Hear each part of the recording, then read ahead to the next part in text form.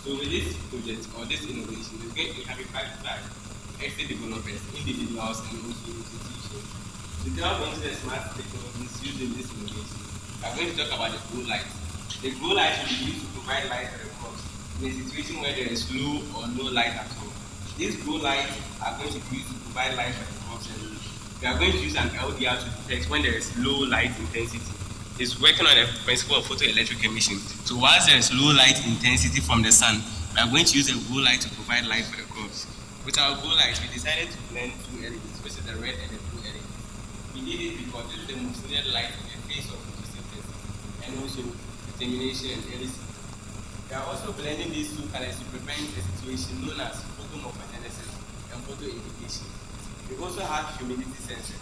These humidity sensors are going to be used to check the humidity of the whole system. This value is very important to the farmer because if the humidity is too high, there can be a production of bacteria and molds. So this humidity sensor is going to be used to print the humidity value so that the farmer can take necessary actions. We also have the moisture sensor. The moisture sensors are embedded inside the soil. They have two electrodes, one embedded inside the soil. The soil acts as a dielectric material. There's an AC circuit on this sensor which is going to send AC signals into the electrode, and the frequency of the signals can be calibrated to know the moisture content of the soil. So if the moisture content is below our threshold, there's going to be automatic irrigation. So to experiment, I'm going to take the moisture sensor out. So as you can see, once the moisture sensor is out, there's automatic irrigation, and once I place it back in, there is irrigation stored because the moisture is accurate for the plant to grow. We also have temperature sensors. These temperature sensors will be used to check the temperature of the system. This temperature is very important because if the temperature is too high, the rate of the evaporation will be high and the cost of the land is going to lose. We are also going to talk about the energy source of this system. This we choose to use clean energy, so we are going to make use of solar panels. The solar panels are going to charge batteries, and we are going to use to power this whole innovation. So these are the rechargeable batteries that the solar panels is going to charge. We are going to use this power to operate our system. We are also considering the factor of security. Because this innovation is situated in the urban areas, the security problems will be very high. So we are going to make use of motion sensors. These motion sensors use a red light to take the temperature of the or intruder. One, the butler will beep, and the green light will come on to detect that there is an intruder in the network. We are also having smoke sensors. The smoke sensors are going to be used to check whether there is a fire outbreak. So on top of all things, this is a big structure and a tall one. So we are going to use elevators to transport people up and down the system. So this is the elevator, and once we use our control panel, we can control the elevator to go to any floor so that we can help transport people and goods from the whole system.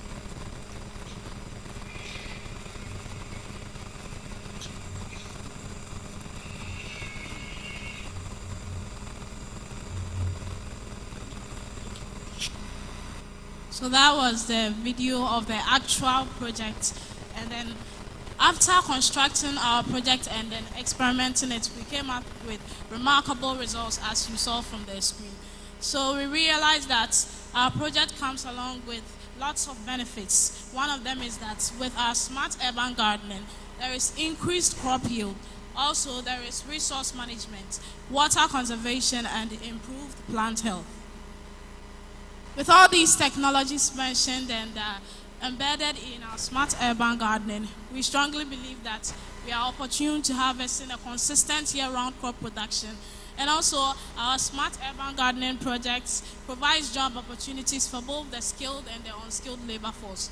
Although it's a relatively new field and demands experts to control and manage the system, it also demands farm hands to do the harvesting aspects of the system.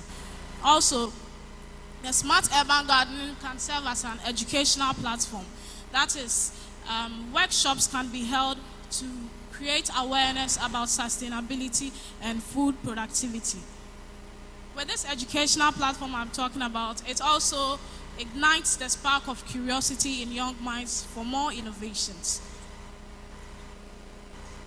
So to conclude everything, implementing a smart urban gardening system with sensor-based automation and resource-efficient practices will lead to increased crop yields, reduce resource consumption, and improve plant health.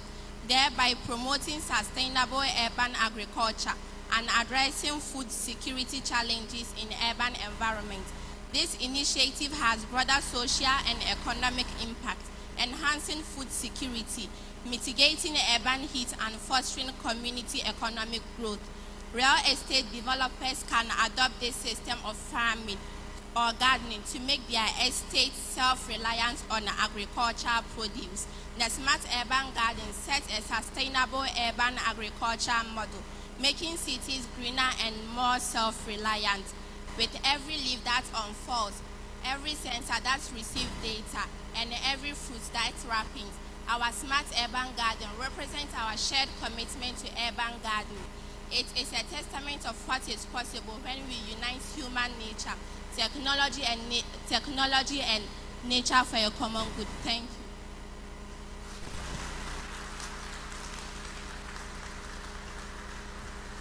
This is splendid. This is splendid. I wanted them to ask you one or two questions, but I think we'll do that later. Right? Thank you so much. This is super. And yes, let's give them. Let's give it to them, please. Thank you, thank you, thank you. We are so grateful. Because of that, Bamboo Eco City is going into this type of construction. We've acquired about 160 acres in Cape Coast, in the central region close to Cape Coast. Our chief from central region close to Cape Coast is here. So we are going to sign an MOU with Kumasi Academy. We're going to give them 2 plots of land that's 160 by 80 in that place and help them raise some funds so that they can practicalize this in that place. Yes. And with Bamboo Eco City Constructions, all our buildings are going to be like this. 75% of the top is going to have greenhouse, and then 25% is going to be solar. So we are going with, so we are so thrilled when we saw what they did.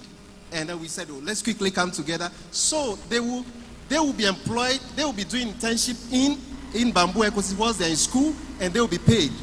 Why we did that, we had that in mind, that because they are going through free education, whilst they're in school, we want them to be employed there so that they can pay tax, so that their free education, because government is paying for it, they can pay through their work. That's the concept. Thank you very much. We are so grateful. We're quickly going to go into LC3 cement. Because of climate change, cement emits a lot of carbon dioxide.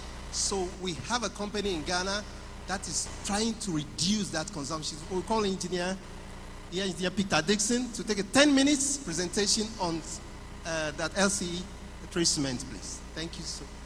The floor is yours. Thank you very much. Good afternoon, ladies and gentlemen. All protocol observed. I'm here on behalf of Continental Blue Investments Ghana Limited to present to you a new technology that produces green cement and allows us to build sustainably and also environmentally friendly. Next, please. Okay, so these are the contents. Next, please. Next. Okay, so we all are aware of the SDG goals, SDG 9 and 11, that emphasizes the need for us to build cities and structures that are environmentally friendly, safe, and sustainable to ensure that prosperity and peace for the next generations is assured. Next, please. In the light of that, we are aware that CO2 emission from the cement and concrete industries is attributing for around 8% of the 35 billion tons of CO2 emissions worldwide. And for us to be able to reach net zero in 2050, there's a need for the cement and concrete industry to change the way they produce cement and concrete at large.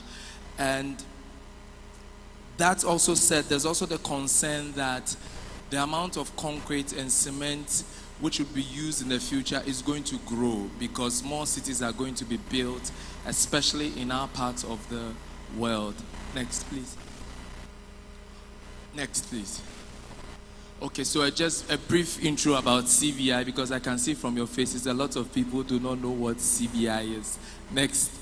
So CBI today is located in the Free Zone Enclave in Tema. The full name for CBI is Continental Blue Investment Ghana Limited. We are the producers of the Supersem brand of cement and also the Superstar brand of cement. We started operation in February 2019 with an investment of $45 million and our annual capacity is 600,000 tons of cement annually, employing 170 people. Hopefully tomorrow, next year, around this time, we would have, we would have 2 sites, or we currently have 2 sites, one in Tema and one in Togome in the Volta region, where we have our clay quarry, which will help us produce environmentally friendly cement. We would increase our capacity from 600,000 tons to 1.4 million tons. And then we are investing $80 million to build the first calcined clay plant in Africa, and also the largest in the world here in Ghana.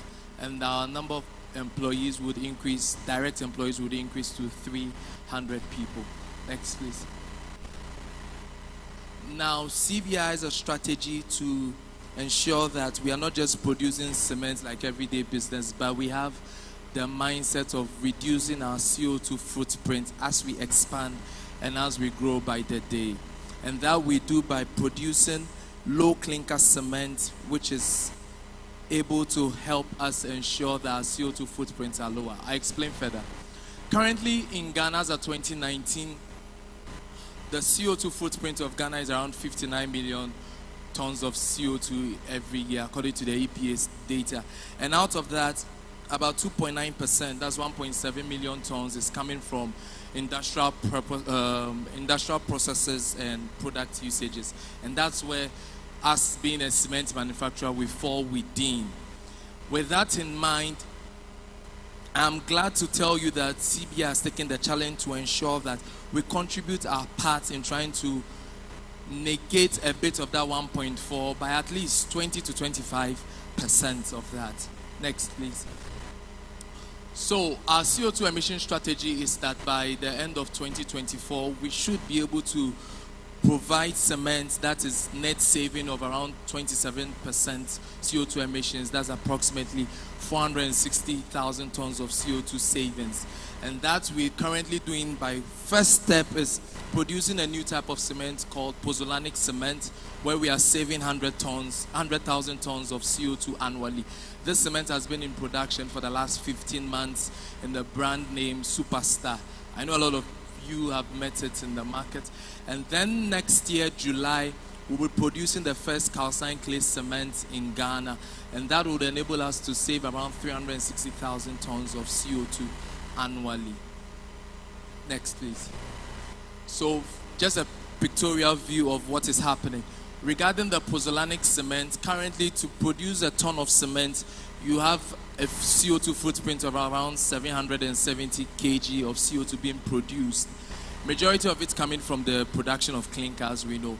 Now, currently with our pozzolanic cement, we are able to reduce that to 414 kg of CO2, which enables us to save 100,000 tons of CO2 annually. Next. In the future, that is next year, July, we'll be producing something called LC3 cement, which is also known as calcined clay cement. This is a green cement which is catching up with the world, and we are glad as CBI to be the first to introduce it in Ghana. There's already a calcined clay plant in Abidjan. There's already one in Cameroon. There's some also in France and in Europe, but in Africa it's basically Abidjan and Cameroon, and we are bringing it to Ghana for us sustainable-minded people to also partake in contributing to saving CO2 emissions in Ghana. The interesting thing about this new type of cement is that in terms of its performance, as in the mechanical properties, the chemical properties, the physical properties, the durability properties. It is the same as the normal OPC cement.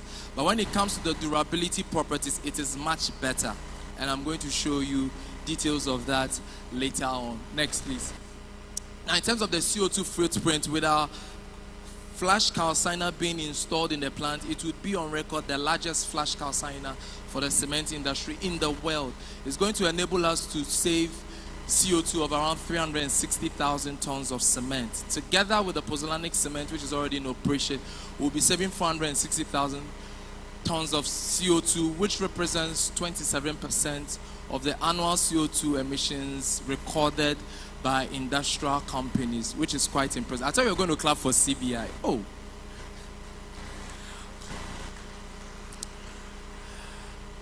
One single company producing CO2 savings of 27% is quite significant. If we have 4 more, it means that CO2 would be net zero according to the IPPU.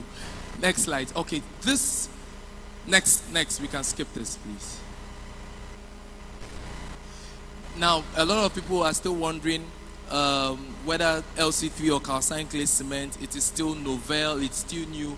Unfortunately, it is not. The world has accepted, and in the last ended COP28 in Dubai, one of the champions of LC3 cement, Professor Karen Scribner, who began looking into LC3 cement in this dimension 10 years ago, was awarded as one of the leaders in trying to ensure that cement is produced at net zero CO2 emissions. So the world is really catching up with this technology, and we are glad as CBI to bring it to the doorstep of every Ghanaian. Next. So I'll take some time to just share with us some few things, highlights about calcined clay cement to whet our appetite as against July when it's in the market. So these are results conducted at GSA Ghana, at CBI Lab, at Holcim Lab in Austria, which is the largest cement manufacturer in the world, at Heidelberg Cement, which is the mother company of Gassem, which is also the largest cement producer in Ghana. Next, please. Next. Okay, no, previous one, sorry. I didn't check. Now, looking at the durability properties of LC3 cement, just 2 more minutes. Durability properties of LC3 cement. You can see over there the heat of hydration for the normal 42.5 R cement in the market and the normal 32.5 N or RM cement in the market. You have a heat of hydration of around 294, but with calcined clay cement, you have around 191, which is a low heat cement, and that means that you can use it for massive structures without the need of adding specialized chemicals to control your heat gradient and all that. Next. And also in terms of pozzolanicity, any line up, any point above the curve in the region of 2 means that it is going to feel a pozzolanicity. When it is below the curve, it means they're very pozzolanic. This means that as long as the cement remains, it would get better in age because of its pozzolanicity. This is another advantage of calcined clay cement. Next, please. Now, in terms of chloride ingress, which is very important for us, especially in Accra and along the coastal areas, you can see for LC3 cement, the ingress is less than 100, which is quite impressive, compared to cements made from fly ash, cement made from ordinary OPC, which are having significant chloride ingress. For calcined clay cement, the chloride ingress is way lower, virtually insignificant compared to the others. Next, please. The same trend is seen for sulfate resistivity. You can see that the infusion of sulfate, sodium sulfate or magnesium sulfate solutions or ions into prisms or cement structures made with LC3 cement is virtually insignificant and is stable over the weeks. It was a study done for 2 years, and you can see it's virtually stable, whilst for OPC it keeps on rising. Next, please. And this was a study that was done over the period of 10 years, they did some concrete cubes and placed them at the sea in Angola. And you can see the one on the left was done with LC3 cement, it's still intact. And the one on the right was done with OPC. OPC is Portland cement with 90%, 90 to 95% clinker. Quick results, you can see the 2 days, 7 days, and 28 days in terms of cement is comparable with the normal 32 grade of cement. And when it is used for concrete, it is comparable and sometimes even better. Next, please. In terms of 42.5 R grade is comparable. In terms of the slump and water cement ratio and water demand, they are also very comparable. And this is a structure that was built in Colombia using calcined clay cement. Some people are saying that calcined clay cement cannot be used for heavy duty structures and all that. Please, that's not true. Currently, there are heavy projects that are being done elsewhere in the world where calcined clays are available, and this is a classic example. So, once again, I introduce to you the new era, the new technology of green, safe cement produced by CBI. Thank you very much. Two questions, just 2 questions, please. How much carbon are you going to save? That's reduction of carbon. 400 and... So currently we are saving 100,000 tons. When the calcined clay comes on board, it would give us an additional 360,000. So combined, it would be 460,000 tons of CO2 savings. In terms of cash, how much money are you saving on importation of clinker? In terms of importation of clinker, that will be saving us around 40% to 50%. That's massive. Thank you very much. We are so grateful, please. Right, thank you. He came, I have to beg, he came right from hospital to this place. He has to run from hospital to give us this message. Calcined cement is what we need for climate change solution. Thank you so much. Please, those who are giving us money to pay for this things, they want to take 10 minutes, do a short presentation, then we go to panel discussions. Our 2 profs are here. They're going to give us materials, sustainable materials for construction, bamboo, clay, and compressed earth. So just after the presentation, yes, please come. Yes. Yes. They are the ones paying for these places for us. So when we say no, we'll be in trouble. So please, yes, thank you. A round of applause for him, please. Or you can do it better, please. Good afternoon, ladies and gentlemen. Nanano. My name is Sally Akufubia Opoku, and I am the communication strategist for Rockville Construction Limited. And I'm here to briefly talk to you about what we do at Rockville Construction Limited. So essentially, Rockville started as an enterprise called Crystal Arch, and over the years we've grown and garnered enough experience, and now we help blueprint multinationals, organizations reach the highest level of corporate image excellence through building, reconstruction, and refurbishing projects using state-of-the-art equipment. Now, our mission is to establish and consolidate our position as a major player in the construction industry through continued commitment to customer satisfaction and staff training. And we aspire to become the preferred construction company. Safety and quality, determination, and positive thinking at all levels are some of the values we believe in at Rockville. Now, this is what we do essentially. We do general building and civil engineering works. And with this, we are able to do projects right from inception through to completion. And with the general building, we do, as I earlier on started, we are able to refurbish and then we reconstruct buildings. Now, this is what makes us special at Rockville. You know how in this day and age, certain construction firms would rather shy away from limited space and say, oh, this space is too small. Not us at Rockville.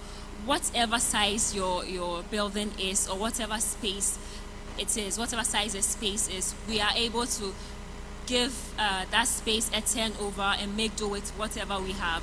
And so we say we do this because of the years of experience that we have. We've done this time and time again, and over the years we've mastered this craft, and we are able to. The previous slide, please.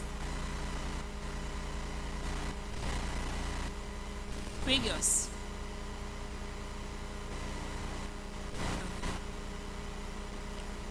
Okay, so in the area of, at Rockville Construction Limited, we don't only do construction, but we are all about creating positive change, and we do this by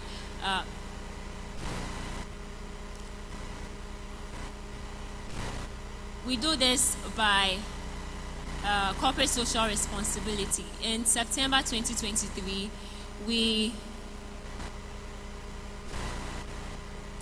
I don't think the person doing projection is with me. Please don't go ahead of me. Walk with me, please.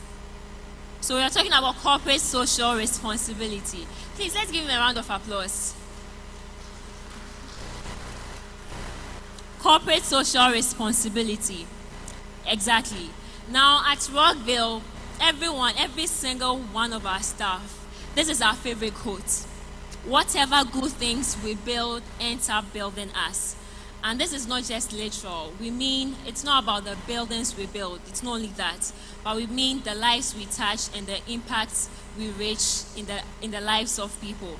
This is to mean that every now and then we embark on charitable projects, and in collaboration with Aid One Foundation, we are currently sponsoring a number of brilliant but needy students through school.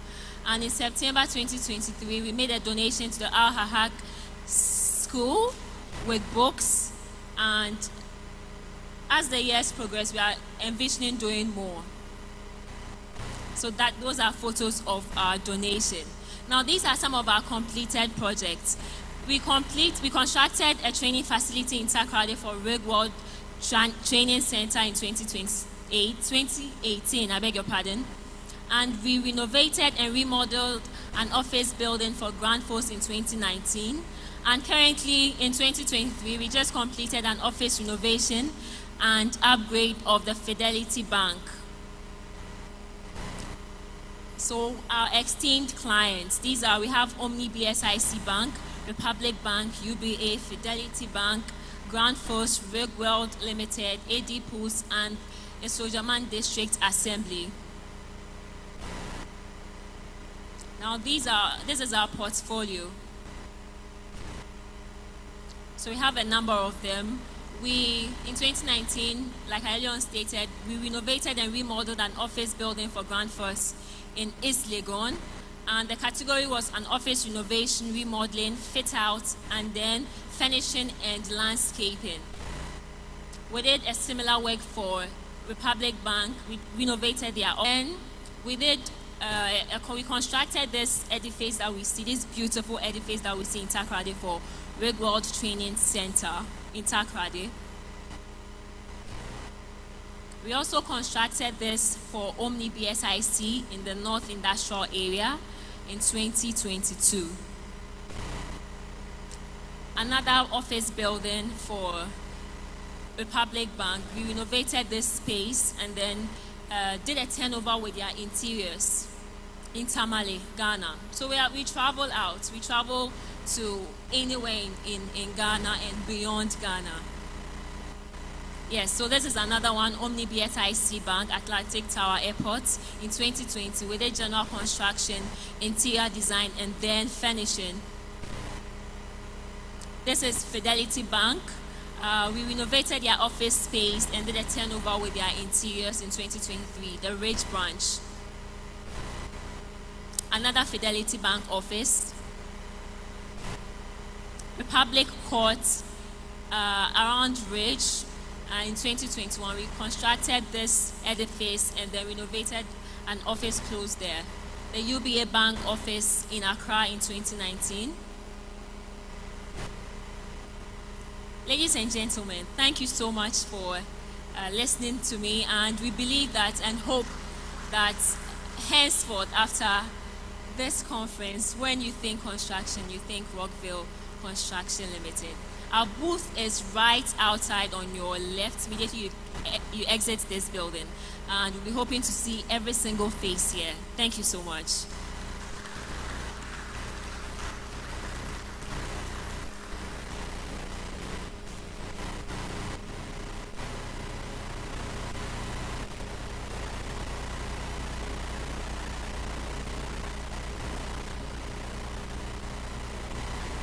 Foundation of Excellence. Welcome to Rockville Construction Limited, where the foundation of excellence meets the pinnacle of achievement. Our journey began as Crystal Arch, and today we stand proud as a leading Thank you so enterprise much. We are in the so realm grateful. of general building Our two and profs are civil coming. engineering works. Quickly. At Rockville Construction Limited, our And key Nana- strengths Nana lie will be in speaking general very building, soon. encompassing commercial and private, ensuring that every project we undertake is a Yes, testament profs, to precision welcome, sirs. and Welcome, quality. sirs. We are grateful, please. Yes. But Nana, we want Nana to hear profs a little bit because one of the profs will be talking about bamboo. Central region, there's so much bamboo there that we can use for so many things. So I want Nana to listen to one of the profs first, then in between, Nana will come and just deliver his speech because he wants to go quickly. And then, profs, you're welcome, sir. I'll just ask Prof one question, then they will take over. Engineer Professor Apiakubi, Manuel Apiakubi, I'm grateful. See, the materials that we can use in transforming this built environment into sustainable built environment.